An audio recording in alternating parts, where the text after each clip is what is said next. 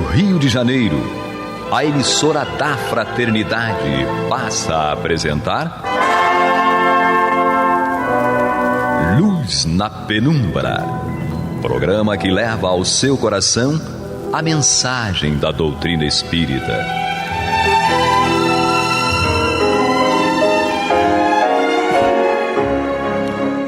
E com vocês, André Afonso Monteiro, para o estudo do livro A Gênese, da obra codificada por Allan Kardec. Olá, amigo ouvinte internauta da Rádio Rio de Janeiro, da emissora da Fraternidade, a rádio que toda a família pode ouvir, programa Luz na Penumbra, comigo André Monteiro, aqui comigo também mais uma vez Maria de Fátima Miranda e também o Eduardo Araújo, que foi dar um voo, né, Miranda? Tá voando. Pois é, o agênero, daqui a pouco ele chega. Que Jesus nos conduza. Muito bem, amigos ouvintes. Aí, chegou ele aí agora, ó. Tava voando. Seja bem-vindo, Eduardo Araújo. Olá, prezados amigos, estou aqui, firme e forte. Confiemos. Firmeza. Então vamos retomar o nosso estudo aqui a partir do capítulo 18. São chegados os tempos, o item 34, nós estamos aqui finalizando a obra Gênese. Aqui esse ciclo, né, desse livro. E hoje aqui no item 34. Vamos lá, diz Kardec, né? Opera-se presentemente um desses movimentos gerais destinados a realizar uma remodelação da humanidade. A multiplicidade das causas de destruição constitui sinal característico dos tempos, visto que elas apressarão a eclosão dos novos germes. Lembrando, amigo ouvinte internauta, que Kardec está finalizando aqui a obra com o item, né, a nova geração. E ele traz aqui para nós, né, que esses movimentos gerais destinados a essa regeneração, essa transição, digamos assim, elas são marcadas, né, por uma multiplicidade das causas de destruição, que constitui um sinal característico dos tempos, visto que elas apressarão a eclosão dos novos germes. Ou seja, o que Kardec... E aí a gente faz uma reflexão para ver se não é isso que nós estamos vivenciando, né, Miranda, nos presentes dias, marcados aí por alguns cataclismas, guerra, enfim. O que a gente olha, na verdade, como uma causa de destruição, está, na verdade, num processo de regeneração, de transformação. É óbvio que não poderia ser desse jeito, né? Deveria ser de uma forma, digamos assim, mais amena, mais tranquila para a humanidade como um todo. Mas, tendo em vista ainda aí o nosso egoísmo, a nossa vaidade, as nossas imperfeições, isso acaba sendo, digamos assim, uma consequência natural e que, no fim, acaba até auxiliando essa regeneração. Não era para ser assim, entendo eu. É igual aquela passagem de Jesus do Evangelho. O escândalo há de vir, mas há daquele por que venha, né, Miranda? Necessariamente não era para ser assim. Não era para ser, né? Você constrói uma casa, prepara um alicerce para uma grande obra. O alicerce terreno é preparado para o mundo feliz. Não é? Então, nós estamos vivendo esse momento de transição. Esses fenômenos todos estão acontecendo, tanto geológicos quanto vibracionais, morais. O ideal seria que fosse simplesmente uma desconstrução para uma reconstrução, aperfeiçoando o que já está aí no alicerce, dando suporte ao que virá. Mas pela nossa rebeldia, essa desconstrução fica mais caracterizada pela destruição. Você pode desconstruir gradativamente, sem violência, mas quando você vai passar pela destruição, vem um cataclismo, vem algo mais marcante, não é? E essa necessidade nessa intensidade se dá pela nossa rebeldia, pela maneira ainda equivocada de selecionarmos nossas oportunidades, de fazermos nossas escolhas, mas o tempo urge. Tem uma meta a ser cumprida em relação à Terra, dentro do contexto que é o sistema solar, e o nosso sistema solar não está à deriva. O nosso sistema solar tem algo a cumprir dentro da galáxia. É por isso que não pode ficar tudo ao nosso bel prazer. Sim. Já que nós nos retardamos, nos locupletamos, é feita uma faxina.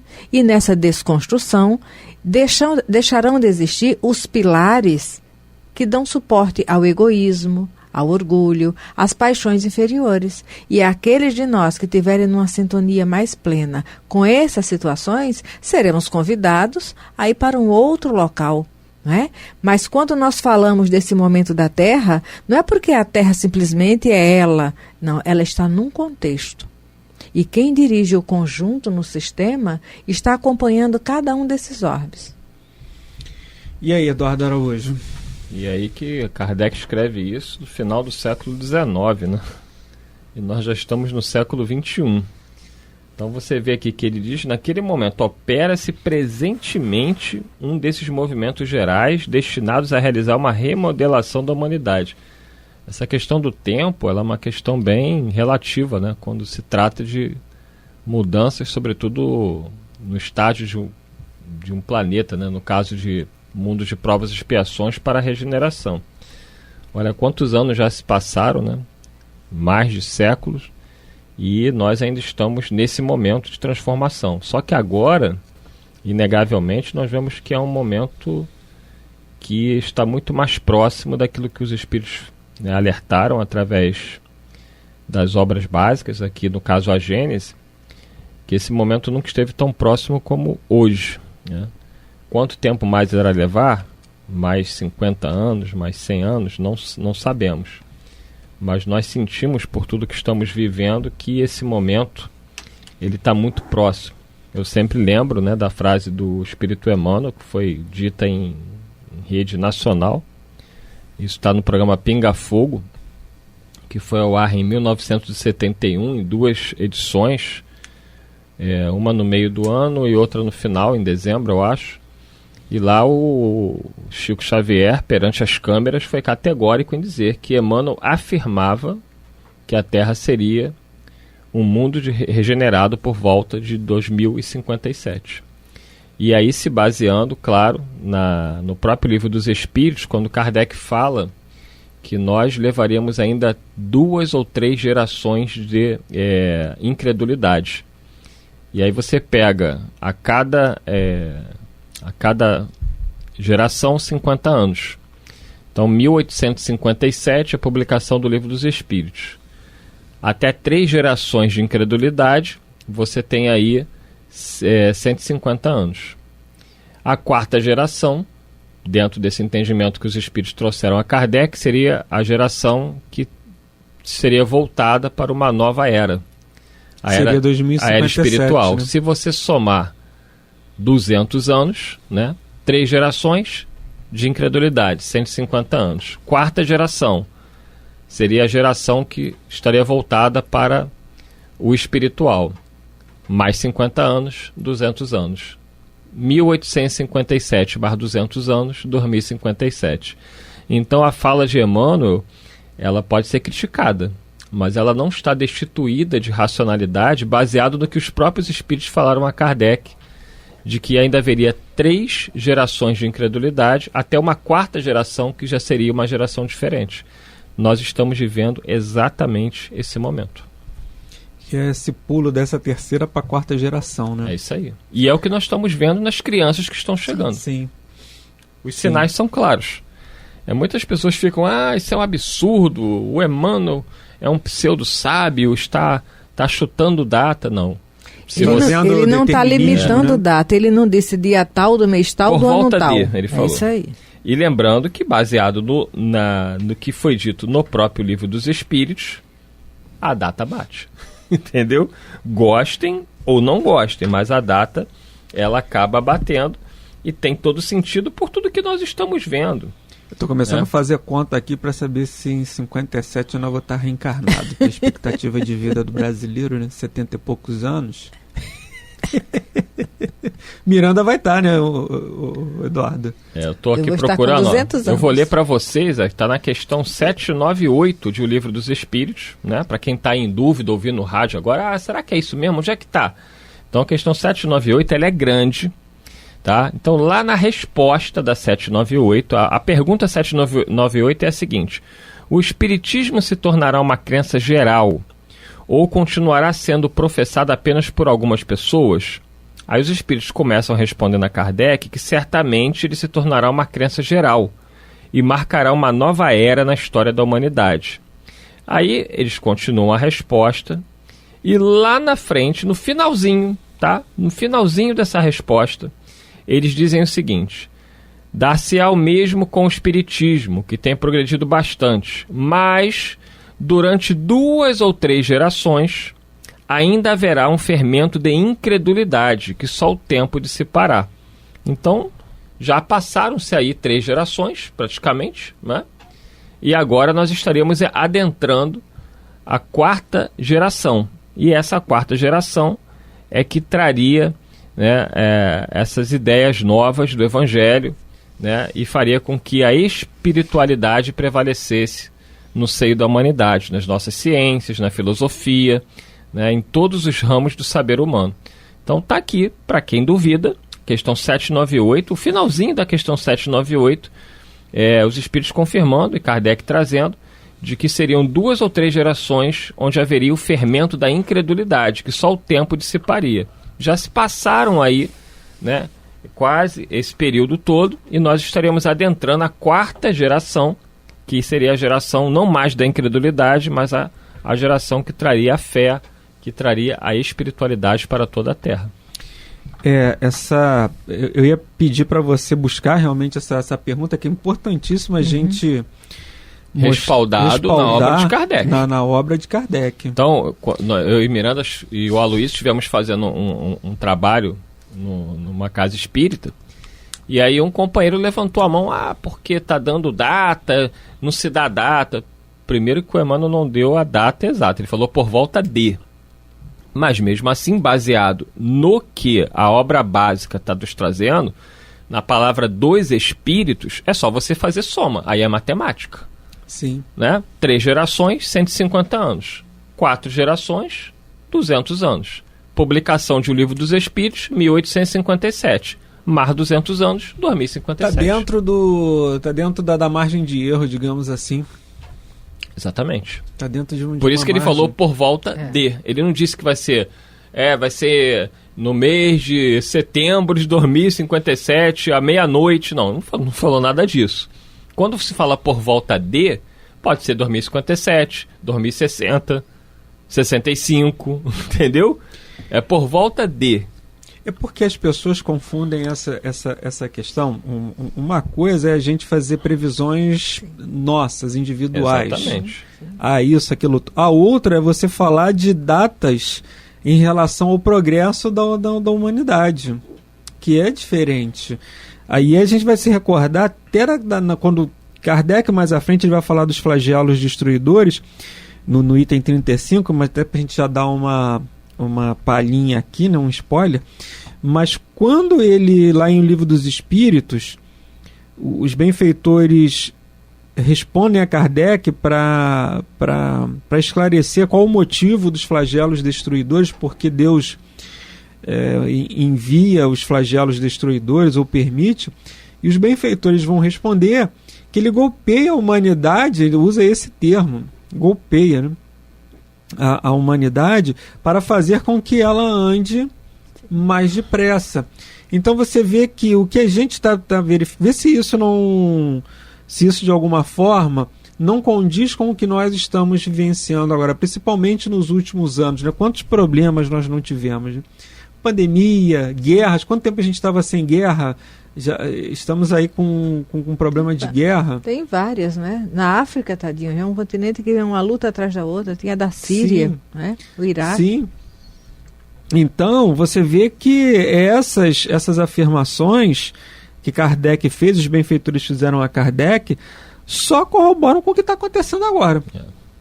E eles complementam aqui, terminando a questão 798, dizendo o seguinte: a sua marcha da doutrina espírita será mais rápida que a do cristianismo. O cristianismo levou 2000 anos aí, né, para poder O cristianismo, acho que foi com 200 anos, salvo engano, que teve aquela questão de Roma lá Há quanto tempo nós somos, né? Temos Sim. o Evangelho, né? Mais de 2000 anos, e a humanidade ainda está do jeito que está. Mas ele diz que a marcha da doutrina espírita, ela seria mais rápida, né? No sentido de que o cristianismo que lhe abre o caminho serve de apoio. Quer dizer, porque o espiritismo está justamente calcado o quê? No Evangelho de Jesus. Não existe espiritismo sem o Evangelho do Cristo. O cristianismo tinha que destruir.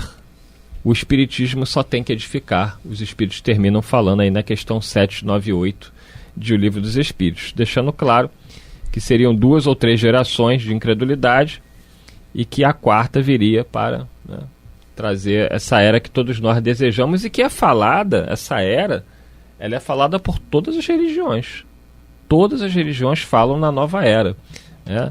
Os budistas falam sobre isso, os esotéricos falam sobre isso, todos falam da nova era que está chegando. Alguns chamam de era de Aquário, se eu não me engano. Enfim, as várias tradições esotéricas e espiritualistas do mundo inteiro, que nunca nem ouviram falar de espiritismo, falam a mesma coisa. Os tempos são chegados. Muito bem. Continua aqui Kardec, né? São folhas que caem no outono, e as quais sucedem outras folhas cheias de vida, porquanto a humanidade tem suas estações, como os indivíduos têm suas várias idades. As folhas mortas da humanidade caem batidas pelas rajadas e pelos golpes de vento, porém para renascerem mais vivazes sob o mesmo sopro de vida que não se extingue, mas se purifica. Interessante aqui, né? E a Terra não vai acabar como muita gente prega aí, né? Aqueles que são os cavaleiros do Apocalipse, né? Que diz que o clima vai destruir o planeta. Não. O planeta vai prevalecer, os novos corpos humanos do futuro vão se adaptar à realidade do planeta, as novas gerações vão cuidar melhor do planeta, né? Nós realmente destruímos o planeta. Se deixar na nossa mão, a gente destrói. Mas as novas gerações vão cuidar melhor do planeta, e o planeta ele se autorregenera. Até durante a pandemia foi falado sobre isso, né? Que muitas coisas que estavam... Com um mês todo mundo em lockdown, olha, a natureza, os peixinhos voltando. A natureza já melhorou. Até a Baía de Guanabara ficou mais... o nosso mais limpo. O problema do planeta somos nós.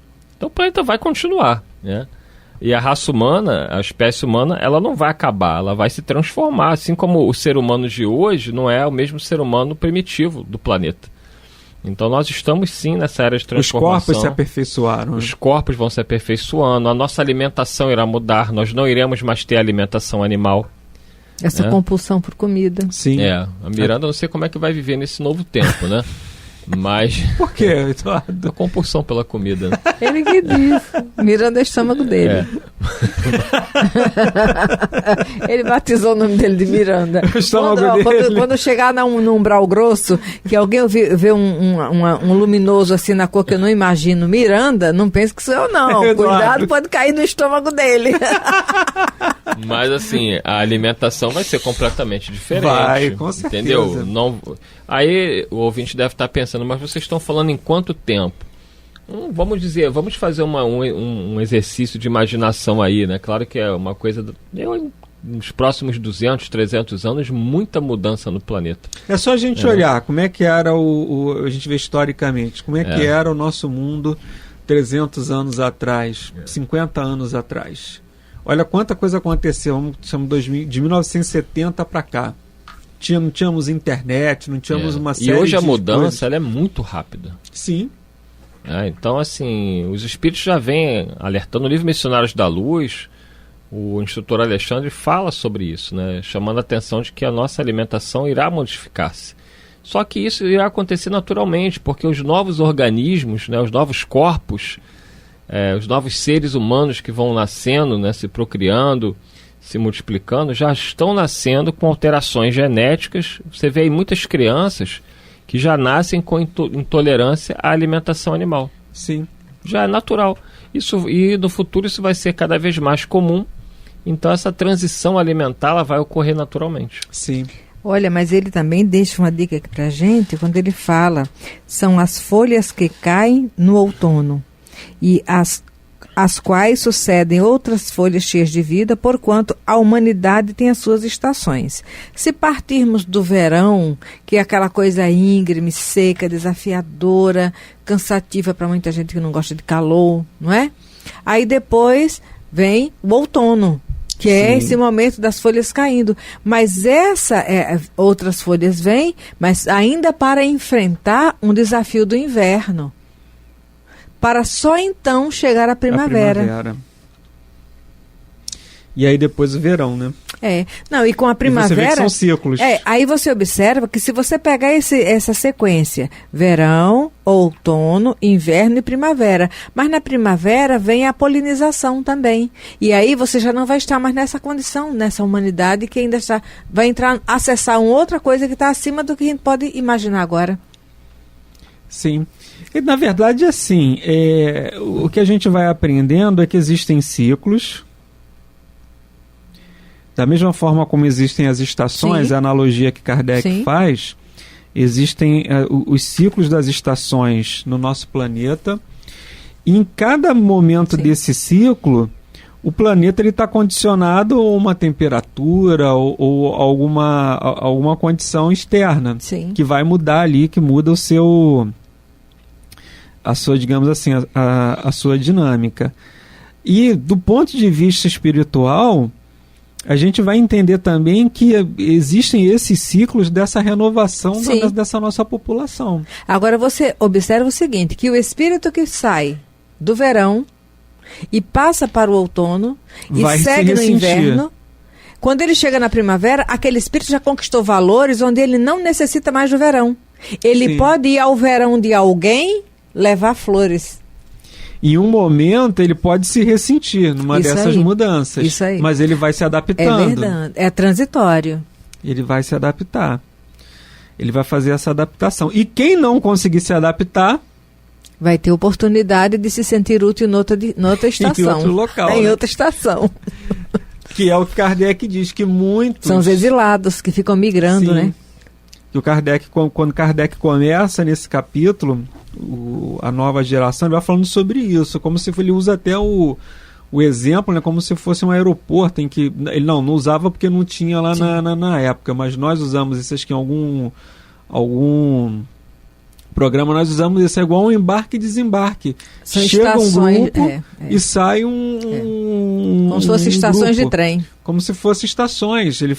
A gente fez até essa analogia, eu lembro até que eu acho que eu ouvi esse programa onde vocês fizeram essa referência sobre a estação. Sim. Agora também é muito interessante, porque nenhum de nós vai ficar perdido no tempo, a jornada interna, não é? E a bagagem que cada um leva vai ser necessária. Mas, além disso, podemos refletir, nesse momento atual, nós estamos no Brasil. Sim. Com recursos que nós não conseguimos mensurar a importância e a grandeza deles. Tendo acesso a o que tem de melhor na informação do Consolador na Terra. Quem está reencarnado no Brasil nesse momento tem condições de acessar o que tem de mais lúcido na informação da terceira grande revelação e da promessa de Jesus.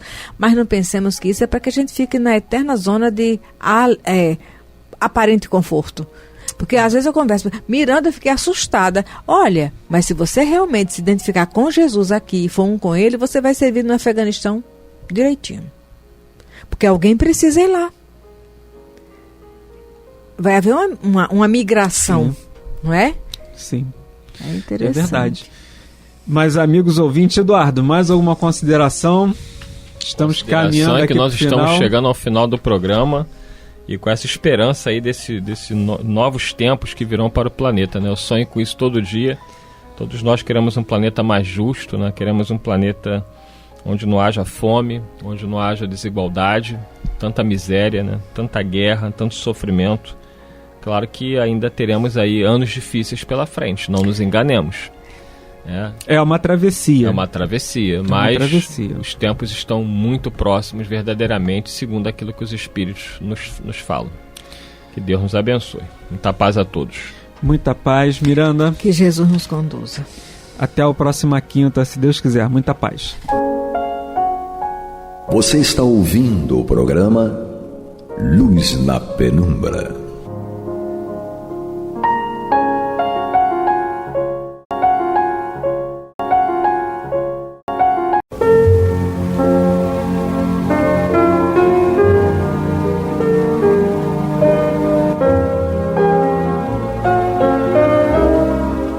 Rádio Rio de Janeiro está levando ao seu lar e ao seu coração a mensagem consoladora da doutrina espírita, através do programa Luz na Penumbra.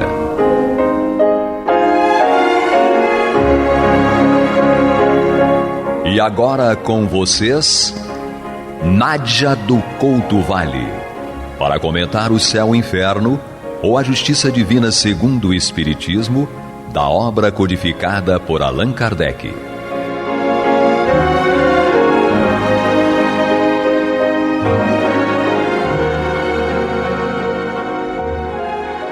Amigos e amigas ouvintes e internautas, que a paz de Jesus permaneça conosco hoje e sempre.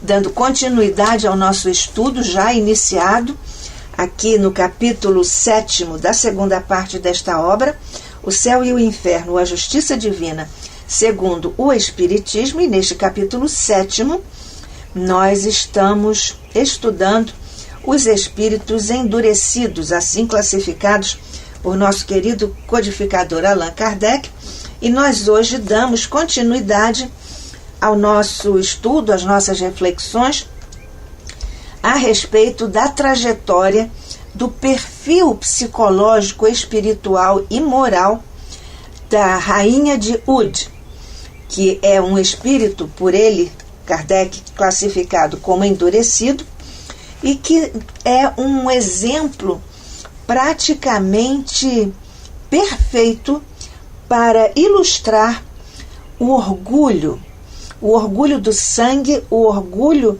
da religião, o orgulho da raça. E, evidentemente, nós sabemos que o orgulho tem interfaces com a vaidade, com o poder.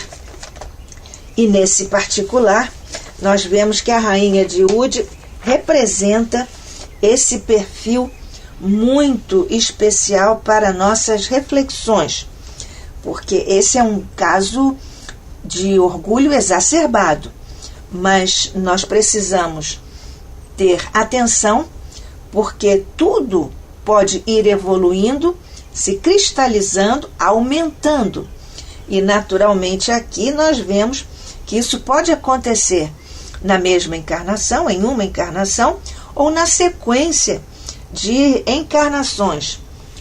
É um caso muito interessante, porque a Rainha de Ud ilustra, lamentavelmente ilustra, esse orgulho exacerbado lá na Índia.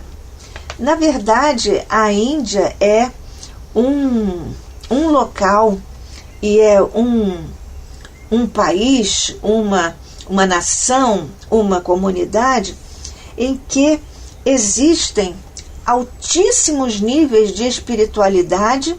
Nós sabemos que o pensamento moderno é um legítimo descendente dessa raça de pensadores, de filósofos.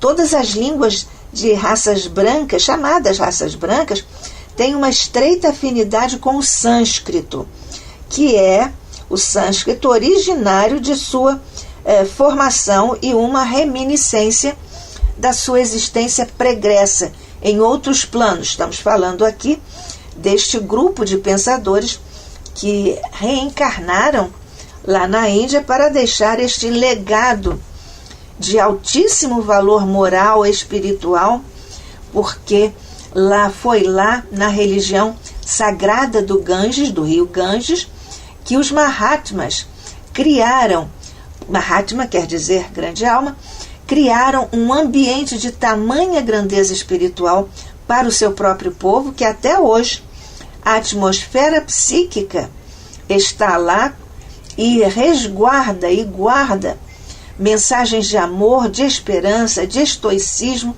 resignado. Nós temos também as alturas morais e até estéticas com os cânticos dos Vedas, que representam a glorificação da fé e da esperança em face da majestade suprema do Senhor do Universo. Não obstante, esse povo cedeu à tentação de se estruturar em castas.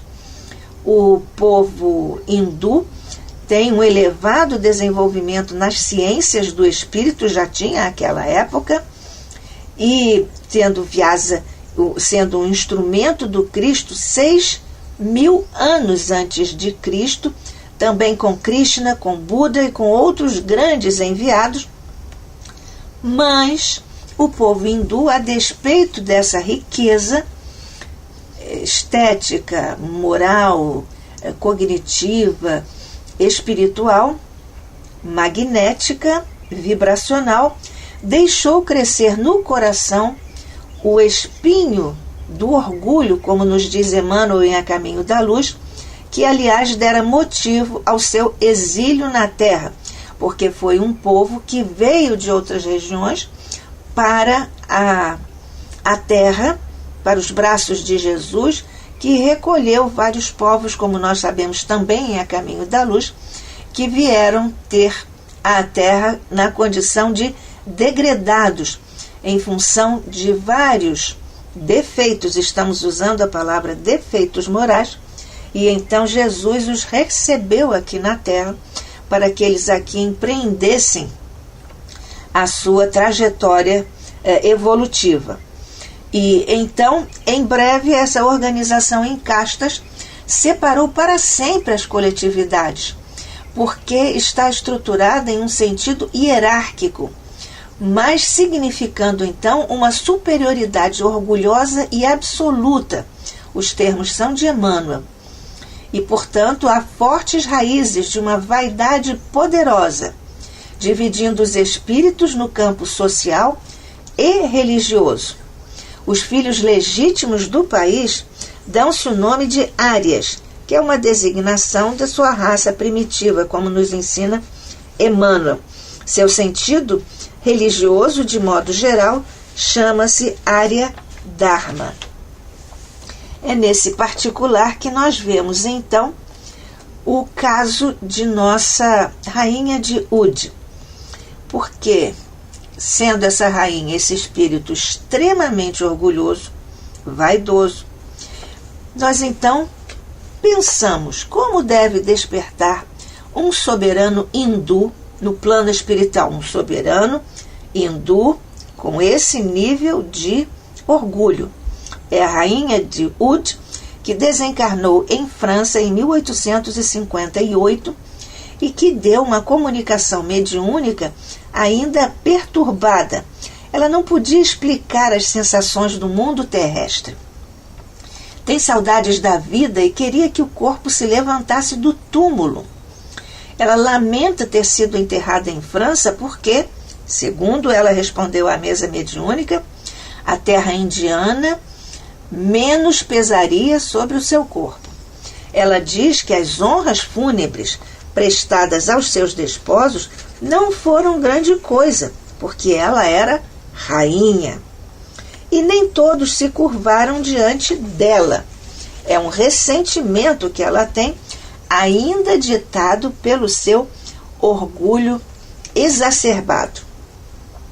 Ela diz ainda que espera que o filho volte a recuperar os estados de seu pai, dizendo: meu sangue reinará por certo, visto como é digno disso, até porque não pode misturar-se com o do povo. Ela diz, então, ser oriunda do mais nobre, palavras dela, do mais nobre dos sangues da Índia e, penso, ter nascido em Delhi, disse ela. E diz, então, ter direito aos esplendores do luxo, cercada de honras, que continua a ser rainha e que devem ser enviadas escravas para servi-la. Mas também, ao mesmo tempo, ela se sente um pouco aturdida, porque parece-lhe, por outro lado, que pouco se preocupam com a sua pessoa lá no plano espiritual.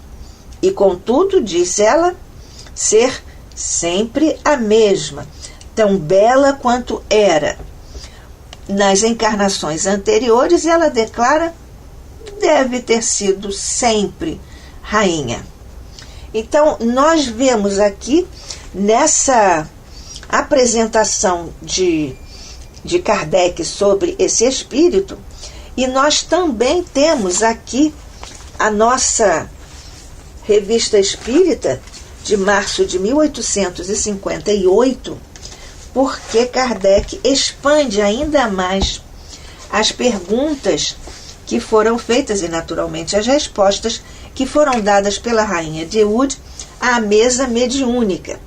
Nós já lemos muitas dessas perguntas e nós vamos, neste momento, apenas recordar algumas outras dessas respostas e perguntas. Então, para nós reforçarmos esse orgulho. Por exemplo, uma das perguntas que nós já partilhamos juntos aqui em nosso estudo, na verdade, ela diz, quando perguntada: professáveis a religião muçulmana ou a hindu? Muçulmana. Eu era, porém, bastante poderosa para me ocupar de Deus. Do ponto de vista da felicidade humana, quais as diferenças que assinalais entre a vossa religião e o cristianismo? A religião cristã é absurda, respondeu ela. Diz que todos são irmãos. Qual a vossa opinião a respeito de Maomé? Não era filho de rei. Acreditais que ele houvesse tido uma missão divina? Que me importa isso? Qual a vossa opinião quanto ao Cristo? O filho do carpinteiro não é digno de ocupar os meus pensamentos. Que pensais deste uso pelo qual as mulheres muçulmanas se furtam aos olhos masculinos? Penso que as mulheres nasceram para dominar. Eu era mulher. Tendes inveja? Interessante que aqui ela diz que era mulher. Está no plano espiritual, ainda se considera rainha, declara-se rainha, portanto, gênero feminino, mas aqui ela declara que era mulher. Tendes inveja da liberdade de que gozam as europeias? Que poderia importar-me tal liberdade? Servem-nas, acaso, ajoelhados? Qual a vossa opinião sobre a condição da mulher em geral na espécie humana? Que me importam as mulheres se me falasses de rainhas? Tendes reminiscências de encarnações anteriores a esta que vindes de deixar? Devem ter sido sempre rainha. Por que acudistes tão prontamente ao nosso apelo? Não queria fazê-lo, mas forçaram-me. Acaso julgarás que me dignaria responder-te? Quem és tu ao meu lado? E quem vos forçou a vir? Eu mesma não sei, posto que não deve existir ninguém maior do que eu. E continua essa entrevista à mesa mediúnica, transcrita na totalidade, aqui em a revista Espírita, de Allan Kardec, na edição de março de 1858. Continua então a entrevista. Em que lugar vos encontrais aqui? Perto de Hermância. Sob que forma vos apresentais aqui? Sempre rainha. E pensas que eu tenha deixado de o ser? És pouco respeitoso. Ficais sabendo que não é desse modo que se fala a rainhas. Por que não vos podemos ver? Não o quero. Se nos fosse dado enxergar-vos, ver-vos-íamos com os vossos ornatos e pedrarias? Certamente.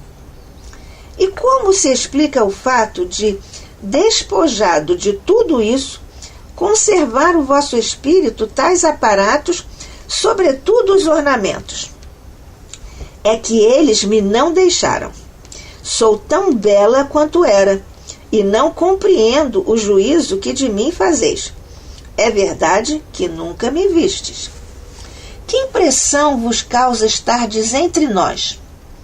Se eu pudesse evitá-la, Tratam-me com tão pouca cortesia, não quero que me tratem assim. Chamai-me majestade, ou não responderei mais. Aqui é interessante nós vermos como o facilitador da reunião, o dialogador, passa a atender o pedido do espírito Rainha de Ud e passa a dirigir-se a ela, como ela pediu, majestade. Vossa Majestade compreendia a língua francesa?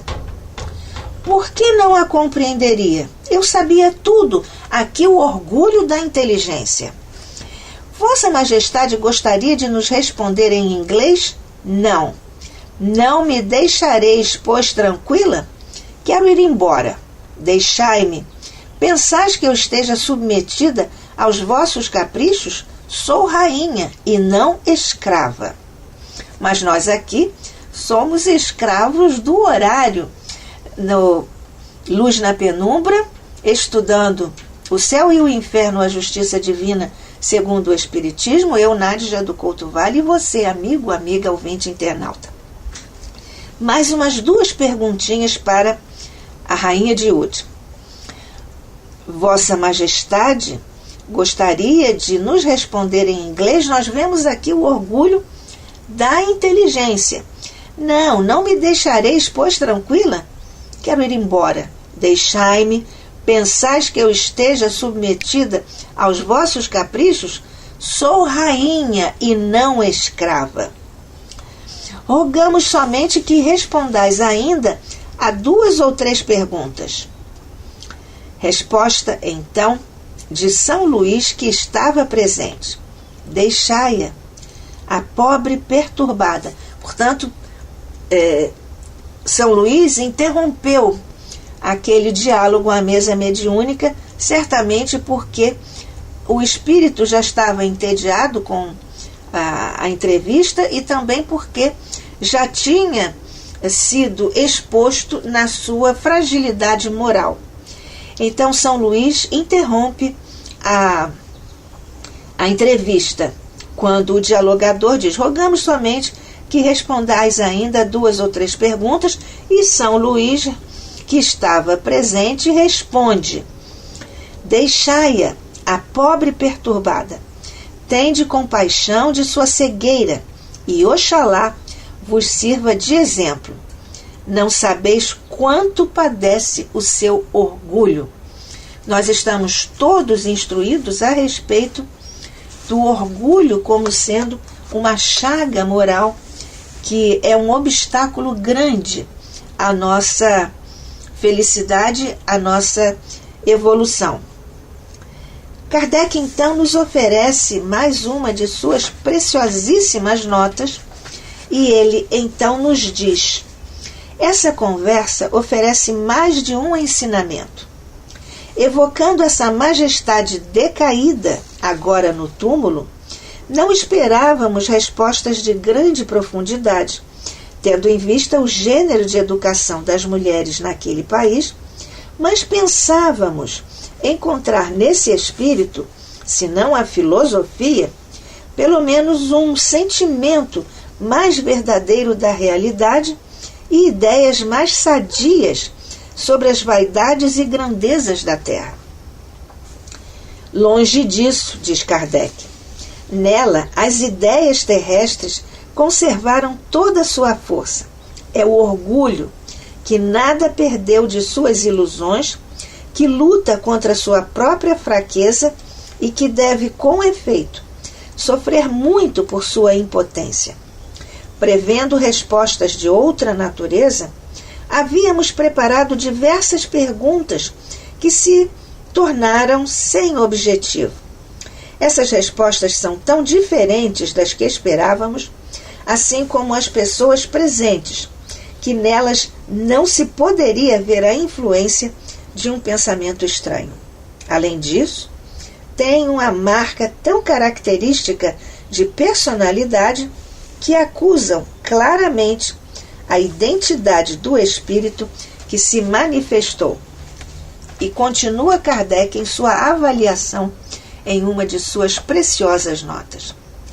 Poder-se-ia estranhar com razão ver Le Maire, homem degradado e maculado por todos os crimes, manifestar em sua linguagem de além-túmulo sentimentos que denotam uma certa elevação e uma apreciação bastante exata de sua situação, ao passo que, na Rainha de Oude, nós aqui já estudamos juntos o espírito Le Maire, mas então Kardec faz essa comparação entre Le Maire e a Rainha de Oude, cuja hierarquia deveria ter-lhe desenvolvido o senso moral. Não sofreram as ideias terrestres, então, nenhuma modificação. A causa dessa anomalia parece fácil de explicar. Por mais degradado fosse, Le Maire vivia no seio de uma sociedade civilizada e esclarecida, que tinha reagido contra sua natureza grosseira. Ele havia absorvido, ao grado seu, alguns raios da luz que o cercavam, e essa luz nele fez nascerem pensamentos sufocados por sua abjeção, mas cujo germe, nem por isso, deixava de subsistir. Ocorre de modo diferente com a Rainha de Oude. O meio em que viveu, os hábitos, a ausência absoluta de cultura intelectual, tudo deve ter contribuído para manter, em toda a sua pujança, as ideias de que estava imbuída desde a infância. Nada veio modificar essa natureza primitiva sobre a qual os preconceitos conservaram todo o seu império.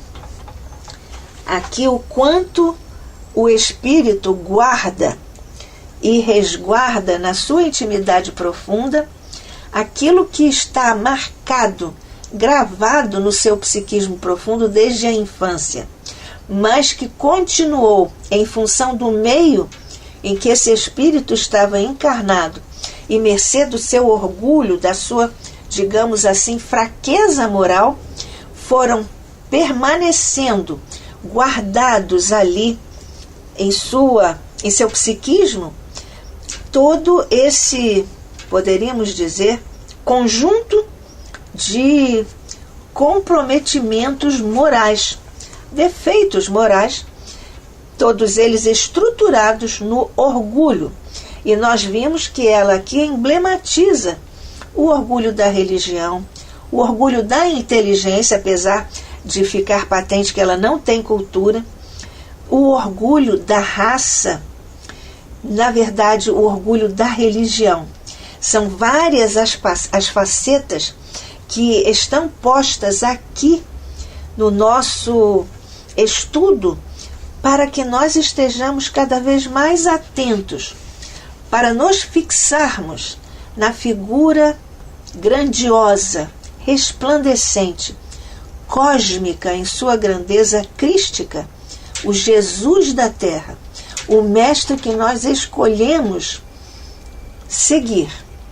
E é nesse contexto que vibramos nesta hora ao coração de Jesus, rogando-te, Mestre amado, que nos abençoe no esforço de resistirmos às nossas inferioridades morais, que nos abençoes esse esforço para que não caiamos ou que não venhamos novamente a recair nesse abismo moral em que possivelmente já estivemos e que está aqui tão, na verdade, categorizado, na verdade, exemplificado pelo quadro triste do orgulho exacerbado do espírito Rainha de Oude. Que a paz de Jesus, ó Mestre querido, a tua paz, desça por sobre todos nós, no esforço sagrado da evolução, para que, mais rapidamente, possamos atingir o nosso desiderato, a felicidade, e cada vez mais avancemos em nosso projeto de aperfeiçoamento moral. Que assim seja, sob o olhar de nosso Pai.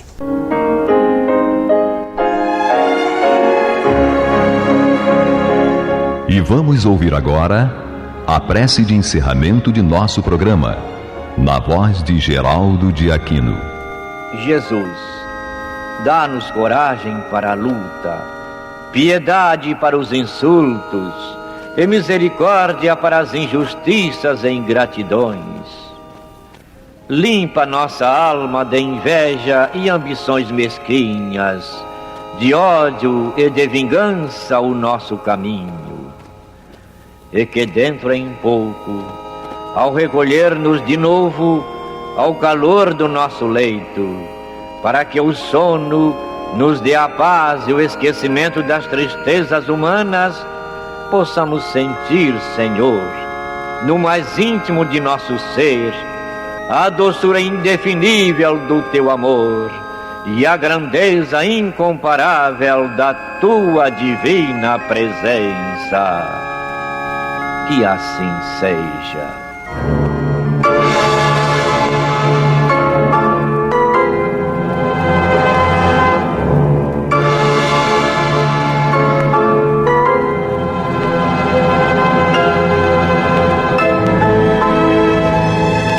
Acabamos de apresentar o programa Luz na Penumbra, que voltará a ser apresentado amanhã às 21 horas nesta emissora.